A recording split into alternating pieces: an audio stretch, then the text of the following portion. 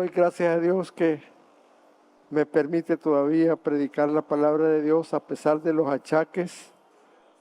Tengo ya como 7 años que me diagnosticaron Parkinson. A eso se debe la tembladera de mis miembros. No es que les tenga miedo, hermanos, sino que pero sí se aumenta un poco cuando hay un poquito de nervios, y cuando uno va a predicar siempre se pone nervioso. Era unilateral, solo el lado izquierdo, pero hoy se ha hecho bilateral. Pero gracias a Dios que las facultades mentales y los deseos de servir los da el Espíritu Santo, ¿verdad?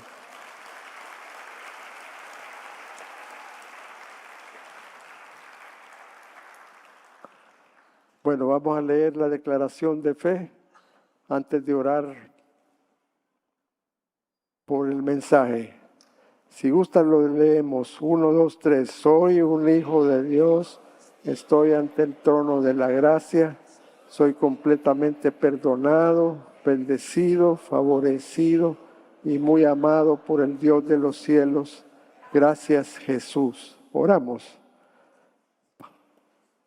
Padre Celestial, concede, Señor, que tu siervo predique tu palabra con denuedo, mientras tú extiendes tu mano y haces sanidades, señales, milagros y prodigios en tu congregación amada. Te pido que el mensaje sea de importancia para ellos, de avance, de crecimiento espiritual, que los ayudes, Padre Santo, y ayúdame a mí con toda esta incapacidad de todo tipo para traer el mensaje de la palabra de Dios. Glorifícate, Señor, en el nombre de Jesús. Y todos dicen amén. Algunos de ustedes no entienden por completo la obra que Cristo ha hecho en sus vidas y se están perdiendo la bendición de estar más enamorados del Señor, más crecimiento espiritual, más cómo responder a la bendición de tener a Cristo. El mensaje de hoy nos va a ayudar a entender un poco más la obra que Cristo ha hecho en su vida. Vamos a leer Romanos 8 del 1 al 6 para empezar. Ahora pues ninguna condenación hay para los que están en Cristo Jesús, los que no andan conforme a la carne, sino conforme al Espíritu. Ustedes,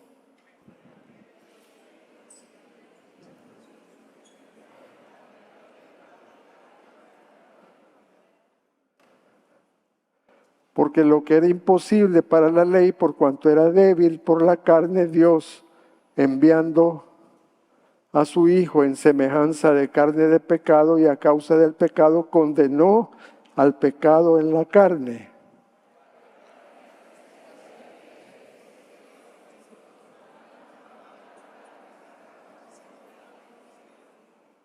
Porque los que son de la carne, ¿qué les pasa? Piensan en las cosas de la carne, pero los que son del Espíritu, en las cosas del Espíritu. Ustedes.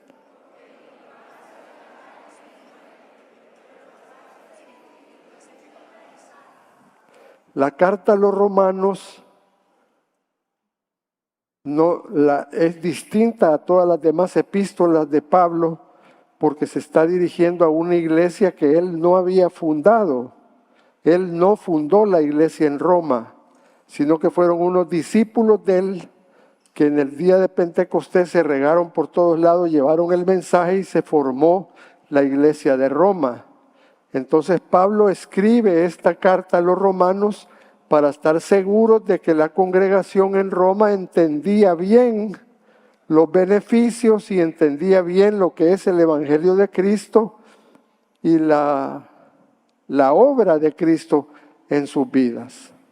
Así es que el tema de todos Romanos es el Evangelio de Cristo explicado, sus implicaciones para la santificación del creyente y de crecimiento espiritual. Vamos a ir viendo versículo por versículo brevemente. Empezamos con el versículo 1. Ahora pues, ninguna condenación hay para los que están en Cristo Jesús. La palabra ninguna es enfática, como diciendo de ninguna clase, en ningún momento, en ninguna cantidad hay condenación para los que están en Cristo. Esto se debe a que están en Cristo. Eso quiere decir que están unidos a Cristo por el bautismo en Cristo. La Biblia dice que hemos sido bautizados en Cristo, sumergidos en Él, y que por estar tan saturados de Cristo, tenemos esta bendición de no ser condenados por nuestros errores y pecados.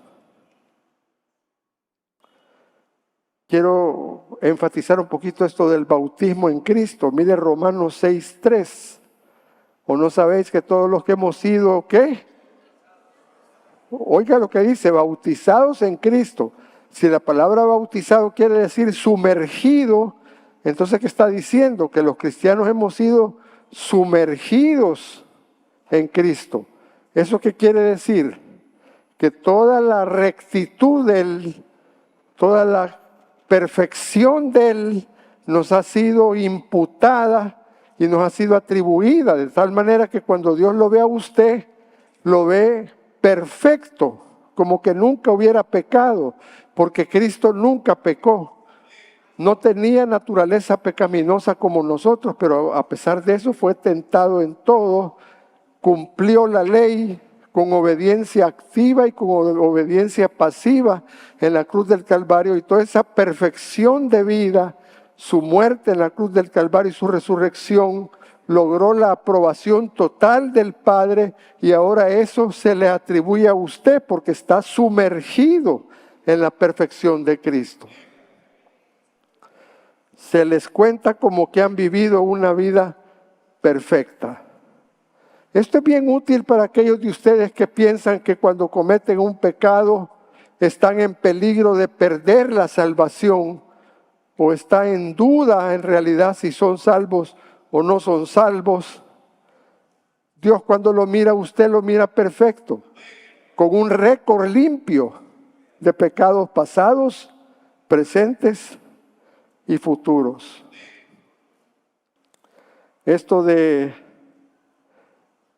sin antecedentes penales, así dicen cuando alguien ha estado en la cárcel, ha sido condenado de algo y de repente viene un indulto y dice ya no eres condenado, y no solo eso, sino que en tu récord va a estar limpio, no va a haber ningún récord de tus pecados pasados. Eso es lo que el Señor ha hecho. ¿Cuántos dan gloria a Dios por eso? Entre más débiles y fallones somos, más nos alegramos. ¿Eso qué quiere decir en la práctica? La volvió a regar. Tuvo malos pensamientos, ninguna condenación hay en Cristo. Guardó rencor, se equivocó, trató pesadito a la esposa. ¿Cuántos dicen amén? Hermanas, ¿cuántas dicen amén? Ninguna condenación hay en Cristo. Volvió a agarrar lo que no debía de agarrar en lo económico, cometió pecado. Ninguna condenación hay en Cristo. Es tremendo. Ahora alguien puede decir, pero es peligrosa, esa doctrina es peligrosa, porque la gente puede agarrar avión y decir, si así está la cosa, comamos y bebamos y chupemos y hacemos lo que sea. De todas maneras, ninguna condenación hay en Cristo. Pero el versículo 2 nos aclara un poquito quiénes son los que están en Cristo. Versículo 2. Los que están en Cristo tienen una nueva ley, la ley del Espíritu de vida. En Cristo Jesús me ha librado de la ley del pecado y de la muerte. ¿Eso qué quiere decir? Que hay una nueva naturaleza dentro de usted que no lo deja pecar a gusto, que usted anhela huir del pecado, que aborrece el pecado, que cuando lo comete es por un deslizón involuntario, pero que hay algo sobrenatural en usted que no lo deja disfrutar del pecado, ya no. Hay alguien gobernando su vida. Así es que eso de que ninguna condenación, así es que hagamos lo que hagamos, una vez salvo, siempre salvo. Hagas lo que hagas, siempre el Señor te va a bendecir. Cuidado, el que dice así no tiene la ley del Espíritu morando adentro de él, sino que es su propia ley. Sí tenemos luchas. No quiere decir este versículo que ya no pecamos. Lo que quiere decir cuando decimos que la ley del Espíritu de vida en Cristo Jesús me ha librado de la ley del pecado, no quiere decir que ya no pecamos. Lo que quiere decir es que tenemos una lucha. A ver, ¿cuántos aceptan que tienen lucha con el pecado? Pues mire, el hecho de que tenga luchas es prueba de que es un hijo de Dios. Porque si no tuviera la ley del Espíritu, la ley del Espíritu dentro de usted, no hubieran luchas. Usted sería así como era antes de Cristo. Antes de Cristo no teníamos luchas, no teníamos ni remordimientos cuando hacíamos las cosas malas. Estábamos totalmente inclinados a lo malo. Ahora tenemos lucha, pero esa presencia de esa lucha prueba que usted es un hijo verdadero del Señor y tiene la ley del Espíritu que lo va a gobernar y le va a ayudar. Lucha es normal. Mire Romanos 7 del 21 al 23. Así que queriendo yo hacer el bien, oiga lo que dice Pablo, hay esta ley que el mal está en mí, porque según el hombre interior me deleito en la ley de Dios. Llegábamos hasta la 23, pero veo otra ley en mis miembros que se rebela contra la ley de mi mente y que me lleva cautivo la ley del pecado que está en mis miembros. Está describiendo Pablo que él también tenía luchas. Es normal tener luchas. Es buena seña cuando usted tiene lucha con el pecado, porque la ley del Espíritu de Dios está gobernando su vida. También Gálatas 5, 16 y 17 habla de que hay una lucha entre el Espíritu y la carne. Dice, andad en el Espíritu y no satisfagáis los deseos de la carne, porque el deseo de la carne, ¿qué es? Contra el Espíritu. Y el deseo del Espíritu es contra la carne. El Espíritu contra la carne. Ahí está la lucha que todavía tenemos los creyentes. Pero es un gran aliento y una gran buena noticia que tengamos esa lucha, porque somos hijos auténticos del Señor y el Espíritu Santo está dentro de nosotros y nos ayuda y nos da victoria contra el pecado. Tengo una foto de un avión, si está por ahí, por favor me la pone, un avión despegando de la pista. Ese avión no podía elevarse porque la ley de la gravedad lo mantenía contra el piso, pero llegó un punto que la velocidad fue tan fuerte que otra ley lo levantó, la ley de la sustentación. Entonces hubo dos leyes y salió ganando la ley de la sustentación que venció a la ley de la gravedad y pudo elevarse. Así usted también en su vida espiritual, entre más se llene del Espíritu Santo y de su palabra, más victoria puede tener, más puede gobernar el Espíritu Santo en su vida.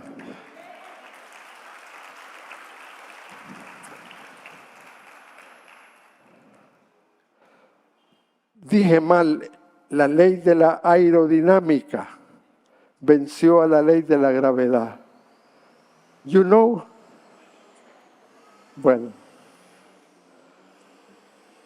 el versículo 3 dice, porque lo que era imposible para la ley, por cuanto era débil por la carne, Dios enviando a su Hijo en semejanza de carne de pecado, y a causa del pecado condenó al pecado en la carne. Hay un par de aclaraciones que quiero hacer en este versículo que no está tan claro.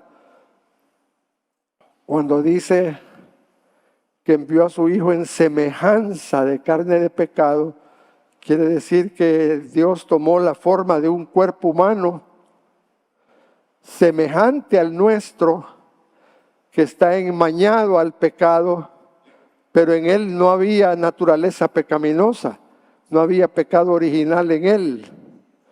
Eso es lo grave, hermano. Permítame, deme permiso de ser un poco sincero con respecto a otras religiones que ponen, por ejemplo, a la Virgen María le llaman Inmaculada Concepción. Usted sabe lo que quiere decir Inmaculada Concepción. Quiere decir que ella no tenía naturaleza pecaminosa, que es una especie de diosa. El único que no ha tenido una naturaleza pecaminosa y fue perfecto se llama Jesucristo. Es el único. Sin embargo, su cuerpo era semejante al nuestro. El nuestro sí es pecaminoso, el de él no. Y ese cuerpo, esa carne sin pecado, ahí condenó el Señor a esa carne de pecado, y a causa del pecado condenó al pecado en la carne santa de Cristo.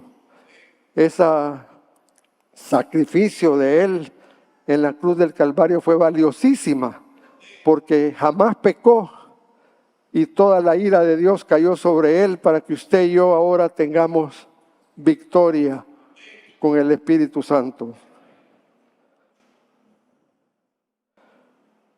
Tengo el versículo 4 también.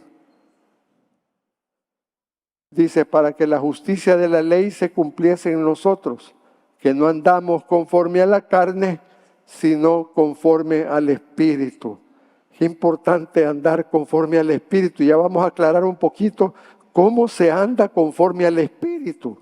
Eso es importantísimo. Viene a continuación. Téngame un poquito de paciencia.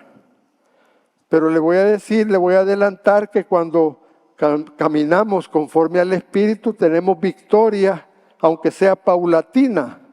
Tenemos fallas, tenemos recaídas, es cierto. ¿Cuántos dicen amén? Pero las recaídas son cada vez más espaciadas y cada vez tenemos más victoria, aunque sea poco a poco, debido a la ley del Espíritu. Tengo la foto de un rinoceronte.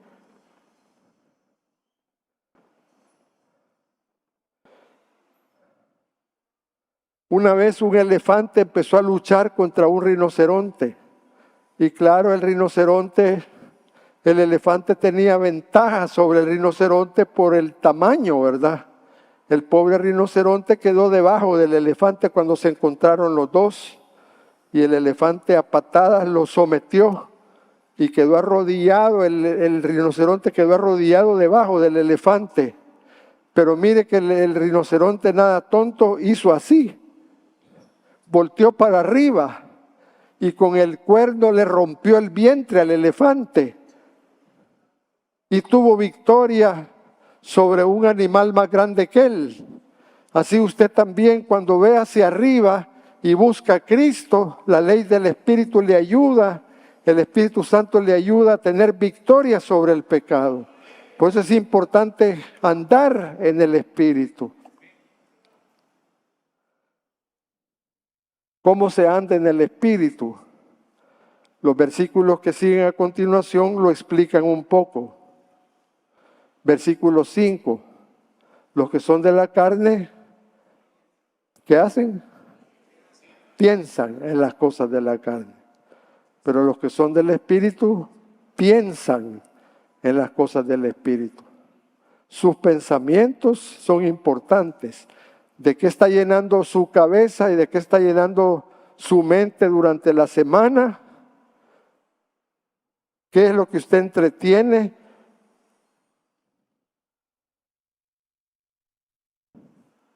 Por ejemplo, usted puede saber si alguien está pensando bastante en las cosas del Espíritu por lo que habla. La Biblia dice que de la abundancia del corazón habla la boca. Si hay una persona que solo habla de dinero, de placeres, de paseos, habla de cómo complacerse a sí mismo todo el tiempo, usted puede detectar que está pensando en cosas de este mundo, cosas carnales, y no espirituales. No le estoy diciendo esto para que se vuelva criticón y ande viendo de qué habla la gente. Mejor apliquémoslo a nosotros. ¿De qué habla usted, hermano? Si le grabáramos todas sus conversaciones durante la semana, ¿de qué hablaría? Por supuesto que tiene que hablar de su trabajo, pero en sus ratos libres, ¿de qué habla? ¿Cuáles son sus objetivos, sus metas, sus sueños? ¿Con qué llena su mente cada día? ¿Con novelas? Hay una buenísima que están dando ahorita. No, la verdad no sé, solo los quería probar. Pero hay gente que se echa sus 3, 4 novelas al día. O le gusta la música del mundo. ¿Y de qué habla la letra de la música del mundo? De la carne. Entonces son cosas que yo no le estoy diciendo que está prohibido. Lo que estamos analizando es qué significa andar en el Espíritu. Andar en el Espíritu es llenar la mente lo más posible con las cosas del Señor, con la palabra de Dios, con asistir a la iglesia, con llenarse de conocimiento en los días miércoles con el pastor Javier. Es importantísimo. Los videos diarios del pastor Javier son cosas que le pueden llenar la mente de la palabra de Dios. Pero tiene que usted tomar la decisión de buscar llenar su mente de las cosas de este mundo, de las cosas del Señor, perdón. Yo tengo una lucha, le soy sincero. Miro demasiada tele, más que todo a mediodía. Hay un noticiero del canal 6 a la 1:30 y a las 2 en punto empieza un canal en CNN. Total que me fijé últimamente que yo estoy clavado oyendo noticias desde la 1:30 hasta como a las 2:30. 1 horota oyendo noticias. Al estudiar este pasaje, el Señor me redarguyó. Y entonces ahora solo miro las del canal 6 a la 1:30 y ya no oigo los demás, pongo un canal cristiano. Y a veces no estoy muy de acuerdo con cómo están predicando o qué están diciendo, el evangelio de la prosperidad y cosas así que sobreabundan en ese canal. Pero por lo menos estoy oyendo palabra de Dios, en lugar de estar oyendo cómo va la guerra, a saber a dónde. En lugar de estar oyendo el narco cómo está avanzando, el fentanilo cómo está matando jóvenes en México. Bueno, son cosas que uno las podría ocupar en lo espiritual también, pero usted me entiende lo que le quiero decir, ¿verdad? Llenar la mente. Cuidado con la mucha tele. Cuidado con las canciones que escucha. Hay hermanos que dicen, hermano, entonces es pecado oír canciones del mundo. No, no es pecado. Ahí andan los hermanos poniendo mariachis, cumbias, yo no sé qué más. ¿Qué más pone? Lo que le aseguro es que está sembrando para la carne y va a batallar más con la carne porque la está alimentando mentalmente. ¿Por qué no pone coritos? ¿Por qué no se llena más de la palabra de Dios cada día? En esta iglesia todos los días usted puede ser saturado de la palabra de Dios con los videos del pastor Javi. Estamos hablando de cómo caminar en el Espíritu. El versículo 6 nos agrega más información. El ocuparse de la carne es muerte, pero el ocuparse del Espíritu es vida y paz. Aquí ya dio un paso más explicándonos, ¿verdad? No solo es cuestión de pensar en las cosas de la carne o del Espíritu, sino ocuparse. Ocuparse quiere decir perseguir y obtener esas cosas. Ocuparse quiere decir pensar con intenciones de lograr algo, esforzarse.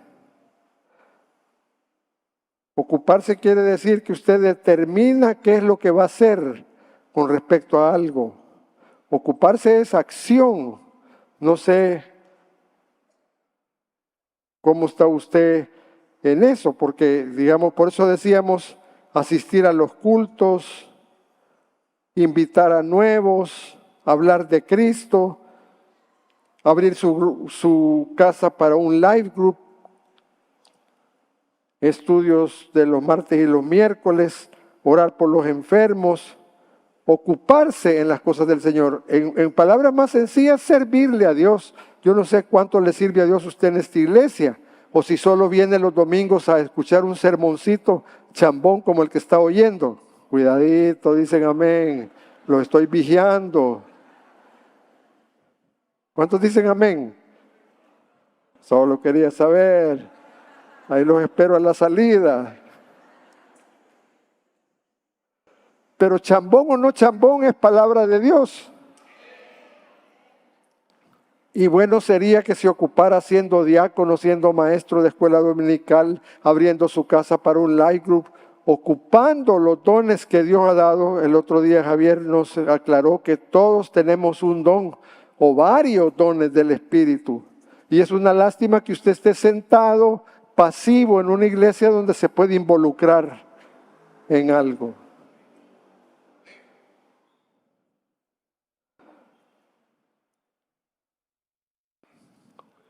Hace algunos años, un pastor fue sorprendido en adulterio. Y por supuesto, vino la disciplina de la denominación Asamblea de Dios y le exigieron que tenía que sentarse durante un año. Cosa bien dura para un pastor, ¿verdad? Pero bueno, hablando de eso, ore por nosotros los pastores que somos vulnerables. A pesar de que estamos tan ocupados en las cosas del Espíritu, aún así somos vulnerables. Ore por sus pastores, ore mucho por el pastor Javi y su familia, por su pastor de red, porque somos susceptibles, vulnerables al pecado. La cosa es que una vez ese pastor me visitó en el tiempo de la disciplina y me dijo, ¿no estás enfermo de algo? Entonces le dije, ¿por qué? Porque si no, yo puedo orar por vos. Él andaba buscando, el pobrecito, cómo servir a Dios en el tiempo de la disciplina, porque ocuparse de las cosas del Espíritu le ayudan a restablecerse. Y mire, visitaba enfermos, iba a 2, 3 iglesias al mismo tiempo, como estaba sentado con disciplina eclesiástica por su propia iglesia y por la denominación, no podía servir ahí. Pero mire, él sí que buscaba ocuparse en las cosas del Señor. Si usted tiene puntos débiles, no le voy a decir que levante la mano, lo mejor que puede hacer es ocuparse, para no solo estar pensando en las cosas de la carne y ocupándose en las cosas de la carne. Ocúpese en las cosas del Espíritu.